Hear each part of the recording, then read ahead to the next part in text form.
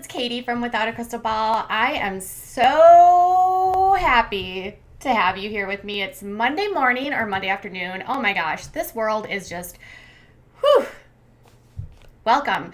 Let's get back to some content, you guys. I love content. Okay, so last week we talked about 8 passengers, and in our video, we talked about a very controversial video that had been deleted by Franke, who is the mother of the 2.47 million subscriber channel, 8 Passenger, which documents the life of Ruby and her 8 children. And Ruby is seemingly the person who owns the channel. She is the most frequently on it. Her husband, Kevin, is not on it as much. She and her kids are the focal component. It's mostly her kids that are the focal component. And then her sort of parenting choices with her kids. And a video about her son Chad made a lot of waves. It has actually started a trending hashtag called Save Chad. There's also been some backlash, right? So in the video, he admitted that he had not had a bed in 7 months. I showed you a clip of that in a video that I will link up here. But during that video, it was basically revealed that for 7 months he slept on the floor. He then admitted that when he got home after sleeping on the grass or on the hard dirt for months, that his mom took away his bedroom and he slept on the floor in the living room. When they moved into a much larger home, which by the way was purchased because of their channel. Not surprisingly, they're being getting a lot of backlash. So if you see it over here, she has uploaded some videos since then. Surprise package for the kids. A video that was uploaded a few days after everything went off. She has turned off comments on her channel, and it has 9.7 thousand thumbs down. Not only that, her first video that she actually did was destroying their siblings' room, and this has 8.2 thousand thumbs down. But this was again another video after her other video where she made the kids sit down and talk about all the bad things they do. She has the kids destroy their bedrooms.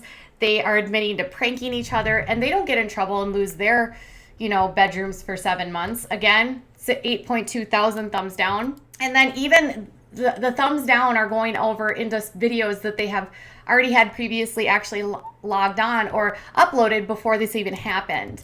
So you can see that the thumbs down are increasing. And then in a post that she made on YouTube in her community tab, she shared a photo of her family, and she said, "Can you guess who the kids are?" Well, over the course of several days, the inbox or the comments on this post have been flooding, and they have not been positive. She has turned comments off on all of her other videos, but you can see that people are not happy with her. And they're calling her out and basically saying, this is what's going on. In fact, one woman said that they had been contacting CPS and that the organization had received so many complaints that according to this person, they were not even taking these seriously anymore. So obviously there was a lot of people not happy. So many of these comments, thousands. And then not only that, but one person in particular started noticing that she was deleting videos and she was deleting comments. So she turned off comments. Then this one post on her community tab has thousands of negative comments. And then they start highlighting that, hey, you guys, videos are getting deleted. So I did a dive through the different playlists, and I found that in almost all of the playlists, there are videos that have now been privated from March, from October of 2017. She's got so many, and this channel's been up since 2016 at least, and she is privating a ton of videos. And people noticed as they went through more and more of these playlists that she's removing more and more videos. I mean, in a one called Cousin Time, it's got 3 in a row privated, another 3 here. And then you can see that it was all taking place on the 4th of June because she unloaded 726,000 views from her channel by deleting those videos or privating them. You can also see that she has lost about 20,000 subscribers, and her overall quantity of views has gone down dramatically. You can see before any of this happened, she was averaging over 400,000 views a day, and now she's like at, yesterday had 375. She's had a couple days where she's only had like over 100,000, and she's been, just, I don't know, other channels connected to her, which this one is, I believe, her daughter's channel. She's losing subscribers there. But it's interesting because with all that being said, you would expect more of, like, if so many people are outraged, she's only lost about 20,000 subscribers. I actually grabbed this off of Instagram. It's Ruby in a story. This came from inforant.8passengers, and her blaming people for getting upset with her choice to take away Chad's room. Triggered. And so if you are triggered and you're upset because of something Kevin and I have done with our children that is actually working really well for us, then I would invite you to look at it and ask yourself, what is it that I'm projecting onto this situation? Because you would be upset and you would be angry if I was your mom doing this to you. The comments that we get on our channel is, you guys have the most beautiful family and your kids are so well behaved. How do you do it? I want my kids to be well behaved like your kids. So when people were pushing back with her on Instagram, she actually clapped back and said, listen, if you're triggered by this, it's because of something that you feel. It's something that you're projecting onto me. It's not something that I've done. Although I think the specific issue here is that she believes that her appropriate action against her child is to take away a bed, which has people upset, along with the stuff about, I'm not going to if Evie, my 7-year-old or 6-year-old, forgets her lunch, I'm not going to feed her, which some of her supporters have argued, okay, she's not going to starve, but some of my subscribers pointed out, who are longtime viewers of her, that at one point Evie didn't actually grow for a year because she was still wearing her same clothes and she wasn't eating enough. Now, again, she seems to take away their dinner privileges, their food privileges, how Ruby seems to handle everything is taking away privileges. And taking away privileges doesn't really actually change anything if you're not actually helping show them the right behavior and modeling the right behavior. And you have to be positive in your reinforcements. A lot of people and experts in child development will say it's better to actually do positive reinforcements and to complement good behavior while ignoring the bad behavior and reinforcing the good behavior. It's a delicate topic because some children do need discipline, but discipline should not include 7 months of sleeping on a floor if you have the means to provide them a bed. Other YouTubers have tried to come out and speak out against them, including It's Our Life Kendall Rich.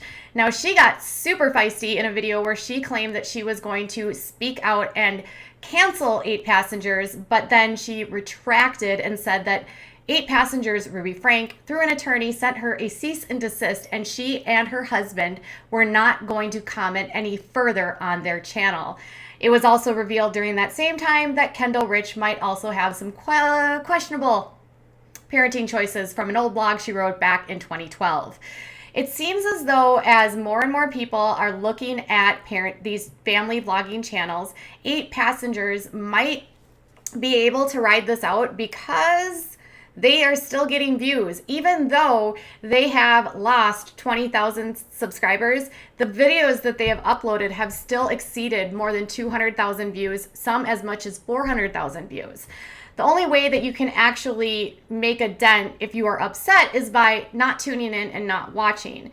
Now, there's also been questions about what can YouTube do in order to protect these children.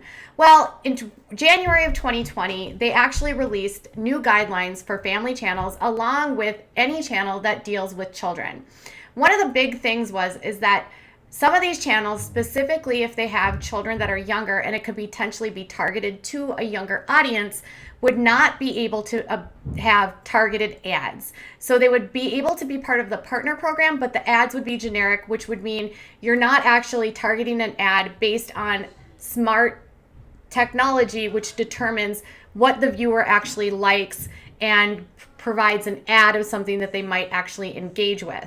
They've also taken away things like the ability to comment, not being able to turn on notifications, not being able to have community tabs. Now, she still has a community tab, and theoretically, I think she could have her comments on. And the family vloggers do sort of fall into that gray area. If something is not considered for children under 5, some of these family vloggers will just not feature their younger children, will only feature their teens, because teens are not protected under these privacy laws, under CHOPPA. YouTube has done a good job of cleaning up some of the mess, but I still think there's room to grow and room to improve. And the only way that can be done is through working with legislators, making reports to the FTC, and making sure that people are looking at and managing how things are done. Similarly, when it comes to child workers, like as they are on these channels, in some states there are requirements for child actors to have what are called under the Kogan Act, to have a trust fund set up. Now, people that work on YouTube, along with reality show kids, are not typically protected under the Screen Actors Guild and therefore not considered actors. And because of that, they don't fall into that same spot or place that a normal working acting child would get, meaning making sure the child is getting enough education, making sure the child is getting enough, a certain percentage of the money being set aside for them. So really, as a society, we need to start talking about what can we do to not only protect kids on reality TV, but also on YouTube, by ensuring that the children have trust funds set up so that if they are working and being income bearers for or commodities to their parents, that the parents are reimbursing a certain percentage. And some of it, it's 10%, and some of it's 20%. Kate Gosselin had to do that for her children when she did Kate and John +8. Mama June was forced to set those up for her kids. We need something similar, I think, for the YouTube kids. And this typically can be done by, if there's a family in a specific state, recognizing, okay, this family is in X state, they should be having a trust fund. But they can't find out about it until there's more action. So it's going to take some community action by YouTube to sort of really see this as a wider problem. I don't expect this to keep going, because they did get in such big trouble with the FTC with the CHOPPA that I only anticipate that there could be future issues. And by the way, creators are responsible if they are not properly marking that their videos are for children. So if they're not properly marking that their video is for children and they're saying it's for adults, they could get in trouble. They can also be fined by the FTC for doing this. So a lot of it comes down to people filing complaints with the FTC if they think that something has happened, checking with the FTC to see about what regulations are in place for children, and working with people in law and in the government to help establish laws to protect these children. So it's going to keep going. We've had the Micah story, we've had the 8-passenger story, and every day there's a new family that seems to have something going on that is not productive. Obviously, there is a place for people that do it right and have things set aside for their children, and who are not exploiting their kids for content. It's okay for a child to be included on a YouTube channel, but when your sole focus of the channel is the kids, that's where people start to see the problem. Now, I would love to know what your thoughts are. Are you surprised that she's only lost 20,000 subscribers? Are you surprised by her silence? She has not said anything in a week, and Sherry, her daughter, had promised to upload a video defending her family and then never did. Sherry has not posted anything on her channel since then. Her husband, Kevin, hasn't posted anything on Instagram. Ruby hasn't posted anything on Instagram. And part of me gets the sense that they want to ride this out and act like it didn't happen and keep going. Will you allow them to keep going? What's your thoughts? Are you of the belief that, hey, these parents are just doing what they want to do, and as long as they're not hurting the kids, it's fine, people are overreacting, which is some people in the supporters of the channel do say that this is all being blown out of proportion? Or are you of the camp that's outraged, like so many people on YouTube, claiming that what they're doing is wrong? Tell me in the comments below. Bye.